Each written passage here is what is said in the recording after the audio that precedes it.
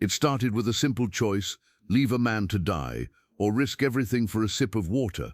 A lone rancher chose kindness, but he never expected what would arrive at his doorstep the very next day. Was it an army of vengeance, or a gathering of gratitude? The answer lies on a lonely patch of land, with a man who thought he had nothing left to lose. The sun beat down hard on the dry earth of Arthur's ranch. It was a small piece of land, nothing fancy, just enough for one man to manage alone. Arthur had been working this land for 5 years now, but for the past year, he'd been doing it by himself. His wife Mary had died of fever the previous winter, leaving him with nothing but memories and a ranch that felt too big and too empty all at once. Arthur was 43 years old, with hands rough from work and eyes that had seen too much sadness.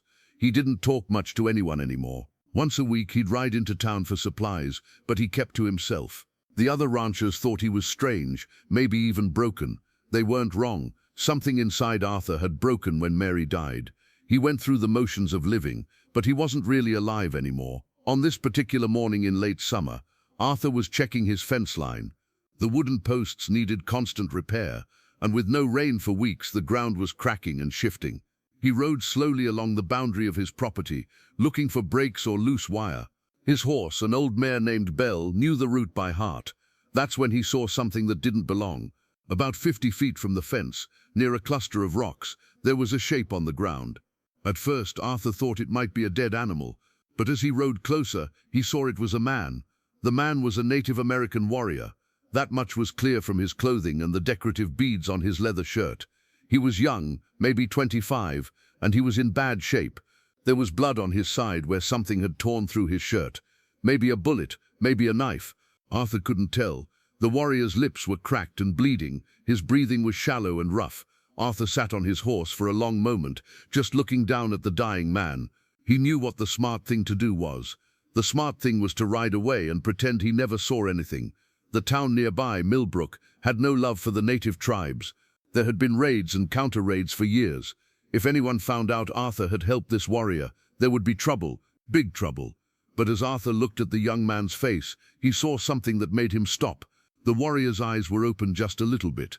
He was looking at Arthur, not with anger or fear, but with a kind of quiet acceptance, like he knew he was going to die and had made peace with it. Arthur thought about Mary. She would never have ridden away from someone who needed help. She had been the kind one, the one who fed stray dogs and nursed sick chickens back to health. What would she think of him if he left this man to die? With a heavy sigh, Arthur got down from his horse. He knelt beside the warrior and touched his shoulder gently.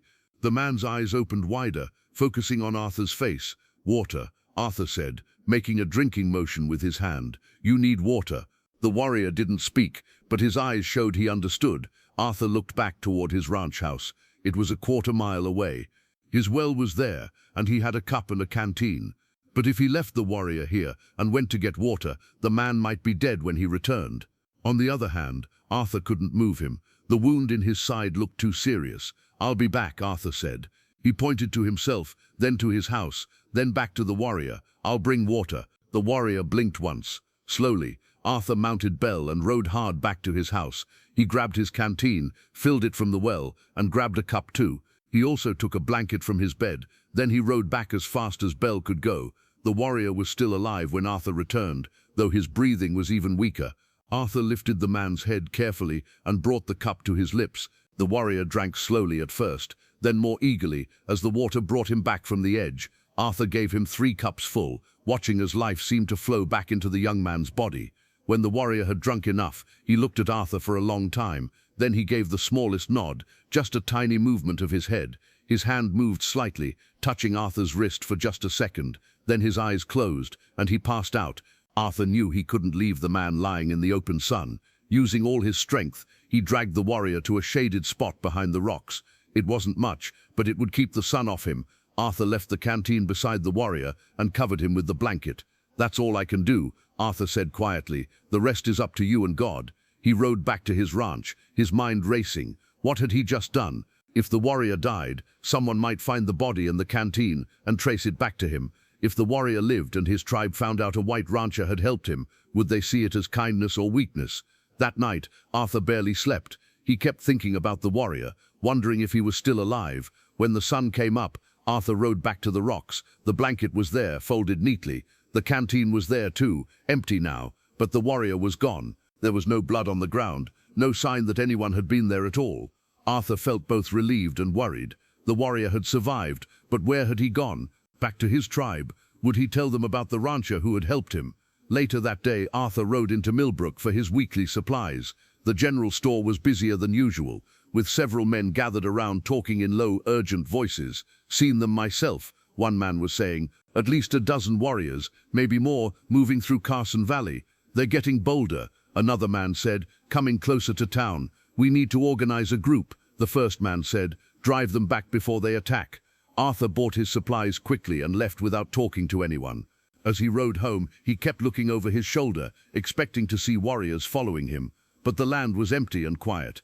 That night, Arthur checked all his windows and doors twice before going to bed. He kept his rifle beside him, loaded and ready. He tried to tell himself he had done the right thing, but fear kept creeping into his thoughts. The next morning came with a sound that made Arthur's blood run cold. It started as a low rumble, like distant thunder, but it grew louder and louder. Arthur jumped out of bed and looked out his window. His small ranch was completely surrounded.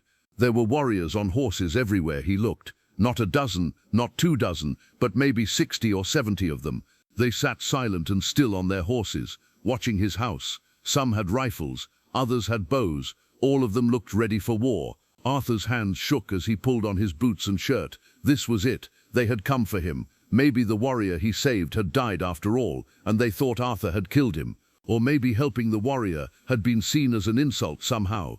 Either way, Arthur knew he couldn't fight this many warriors. He couldn't run either. Belle was in the stable, and even if he could reach her, he'd never outrun all these horses. So Arthur did the only thing he could do. He walked out onto his porch, leaving his rifle inside. If he was going to die, he would face it standing up. The warriors didn't move, they just watched him. Then from the center of the group, an older warrior rode forward. This man was different from the others. His hair was gray, and he wore more decorative clothing. Feathers and beads marked him as someone important. A chief, Arthur realized. The chief rode up to the porch and stopped. He looked at Arthur for a long moment, his face giving nothing away. Then he dismounted from his horse and walked closer. Arthur's heart was pounding so hard he was sure everyone could hear it. But he stood his ground and looked the chief in the eye. The chief said something in his own language. Arthur didn't understand. Then another warrior rode up, a younger man who dismounted and stood beside his chief. "You are the one," the younger warrior said in broken but understandable English. "You gave water to a dying man." Arthur nodded slowly. "I did. That man was the chief's son," the translator said. Arthur's stomach dropped. If the chief's son had died after Arthur helped him, this would not end well. But then the chief spoke again, and the translator continued. "The chief's son lives. He told of your kindness. In this land of hate, you showed mercy to an enemy." The chief reached into a pouch at his side and pulled out something. It was an eagle feather, decorated with beads. He held it out to Arthur. "The chief says you have created a great debt," the translator said. "Kindness must be repaid with kindness. Honor must be met with honor." Arthur took the feather with shaking hands, not sure what was happening. The chief made a gesture, and several warriors rode forward. They dismounted and began placing things on the ground in front of Arthur's porch.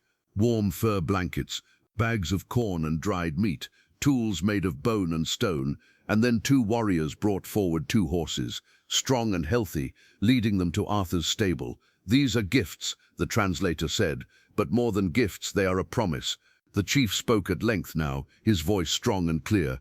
"The chief says you and your land are now under the protection of our tribe. No warrior will harm you. No raid will touch your ranch. When you are in danger, we will know. When you need help, we will come. This is the chief's word, and his word is iron." Arthur didn't know what to say. He looked at all the gifts, at the warriors surrounding his ranch, at the chief standing before him. "Thank you," he managed to say. "Thank you." The chief nodded once, then said something else. "The chief says loneliness is a poison," the translator said. "He sees you are alone. He says a man who shows such kindness should not live with an empty heart. Time will heal, life will return." With that, the chief mounted his horse. He raised his hand, and all the warriors turned their horses at once. They began to ride away, moving like water flowing across the land. In minutes, they were distant shapes on the horizon. In a few minutes more, they were gone completely. Arthur stood on his porch, surrounded by gifts, holding an eagle feather, wondering if it had all been a dream. But the horses in his stable were real, the food and blankets were real, and something else was real too, something he hadn't felt in a long time: hope. For the first time since Mary died, Arthur felt like maybe, just maybe, life was worth living again. The sun climbed higher in the sky, warming the earth. Arthur looked at the eagle feather in his hand, then carefully put it in his pocket. He had work to do, a ranch to run, and now, thanks to a simple act of kindness, he had the strength to do it. Arthur's story shows us that kindness is a language everyone understands. One small act of mercy changed everything for a lonely rancher and earned him the respect of an entire tribe. In a world that often seems hard and unforgiving, it's the moments of compassion that matter most. What would you have done in Arthur's place? Would you have taken the risk to help a stranger in need? Let us know your thoughts in the comments below. And for more stories of strength and honor, don't forget to like this video and subscribe to the channel.